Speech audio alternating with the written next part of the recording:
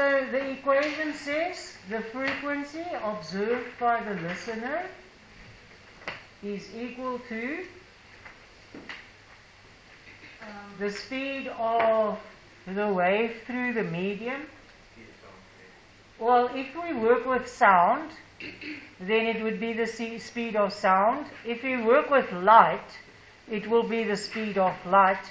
It's just to keep it simple, I'm using the speed of sound because that's what we can hear. Plus minus the speed of the listener divided by, so this is a ratio, the speed of sound through the medium or the speed of light through the medium. It could be anything, it's just the speed of the wave through the medium, plus minus the speed of the source, that multiplied by the frequency that is emitted by the source. So this is the equation we will use in the Doppler effect calculations. Now there are some different situations that we need to look at. Before we look at them, if the source moves towards you, if the source moves towards the listener, what will you observe? Will be a higher frequency. So the frequency of the listener, that the listener will be observing, will be higher than the frequency emitted by the source. So this is the one thing we need to keep in mind when we're going to go through the next steps. And the opposite to that is if the source moves away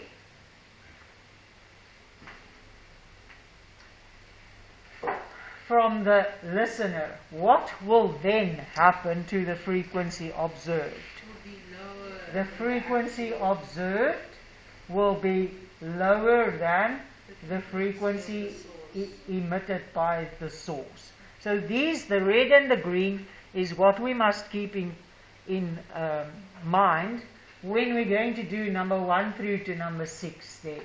So our first situation is the source moving towards a stationary listener. So the source is moving towards a stationary listener. What's going to happen to the frequency that that will be observed? It will become higher. Now we need to look at this fraction between the brackets to sort out how we're going to use the equation. So we're going to write down the full equation at the start, but when you do your substitution, you are going to look at what's the V of the listener, the speed of the listener, 0. So it becomes V plus minus naught. Am I right? Yes. And what must I use at the bottom? The plus Vs or a minus Vs? Plus, moving towards. But look now, listen carefully to what you're saying. If you say something at the bottom, V plus Vs, what is going to happen to the FL? What is the effect on FL going to be? It's going to be smaller.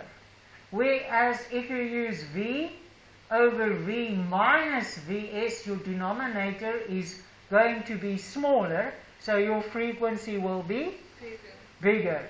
So this is the thinking that you need to do. The source moves towards the listener, so the frequency observed by the listener is going to be greater than the frequency emitted by the source. So I have to make the denominator smaller, and that is where I choose between plus and minus. Is it making sense? Yes. But please, I beg you, because I know how they mark these things. The first thing you write down as a start of your calculation is the complete equation, because that's what you will get the marks for. Not the figured out simplified calculation. Okay. Got it.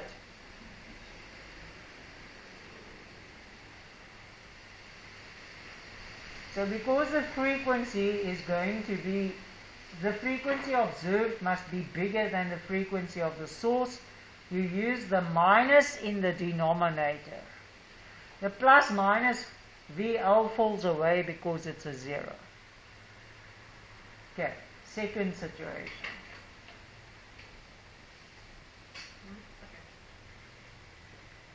The source is moving away from a stationary listener. So the source is moving away from a stationary,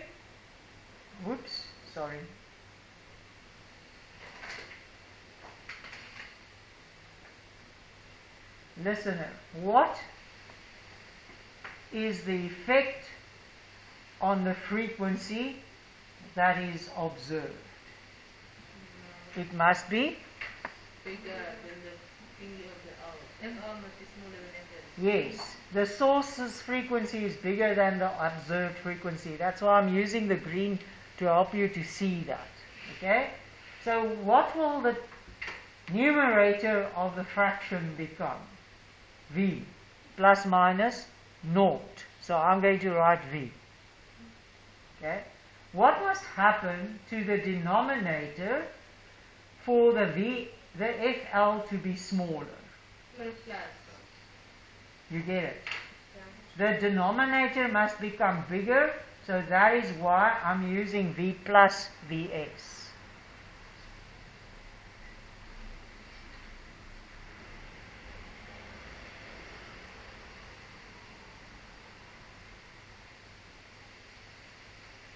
I'm just going to move on to the third situation. The third situation says what? The listener is moving towards a stationary source. So if I have to write the equation just to have it here on the screen, if L is V plus minus VL divided by, VL, V plus minus Vs times the Fs. So what is 0 now? And what will we observe? An increasing frequency or a decreasing frequency? The FL must be bigger than the Fs. And now the denominator is the one with the 0. So when I'm going to substitute, after I've written the equation, it's the bottom that is 0, just V. Okay. And the Fs will be there. FL must be greater than Fs. So what am I going to use in the numerator? V plus VL or V minus VL? What's going to make this thing bigger so that the FL will be bigger? V plus VL. Okay. So when you're going to do your substitutions, this is how you will substitute the values. I'm just trying to build your way of thinking to figure it out. Okay. Then we have the fourth situation there. What's happening in the fourth situation? The listener is moving away from the stationary source. So if the listener is moving away from the stationary, source, what will be observed? The frequency that will be observed will be greater or less than the frequency that is emitted? Less than.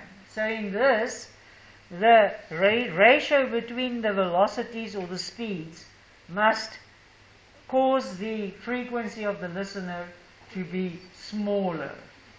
So, if that is the case, the frequency of the listener, the bottom will still be only V. After you wrote down the complete equation, the bottom, the stationary source has a zero velocity. Okay. What must happen to the numerator? Bigger or smaller? To make the frequency smaller?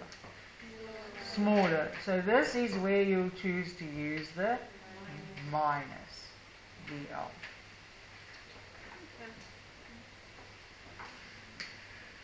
Okay? Making sense?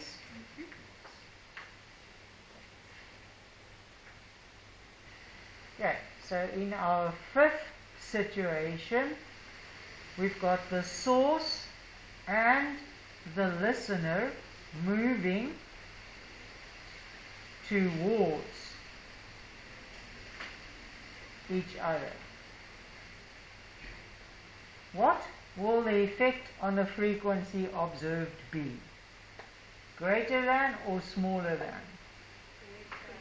Yes, this will cause the frequency observed by the listener to be greater than the frequency that is emitted by the source. This is an apparent frequency that is observed. Okay, so what must happen here between the pluses and the minuses to increase FL? What must happen at the top of the fraction? You must add. And what must happen at the bottom of the fraction? You must minus. To make this thing bigger, Minus. you must minus this part, must become less, smaller. You see, adding at the top makes the relationship bigger, and subtracting at the bottom makes the relationship bigger. Oh, yes. Yes. Yes. Okay, last one. Wait, so ma'am, whenever we see the words like, when we see the words towards, we know that we always know that FL is bigger. Yes. When we see Increased away, pitch. away, FS that's bigger. And Yes. then when we see towards, to make FL bigger we minus the bottom, Yes. and to make FL smaller we plus. Yes. At the bottom. Yes. Okay. Number 6. The source and the listener is moving away from each other. Woo.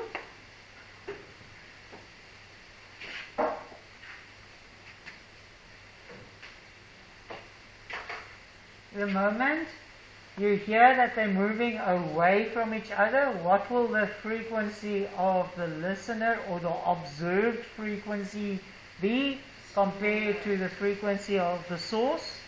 It will be smaller.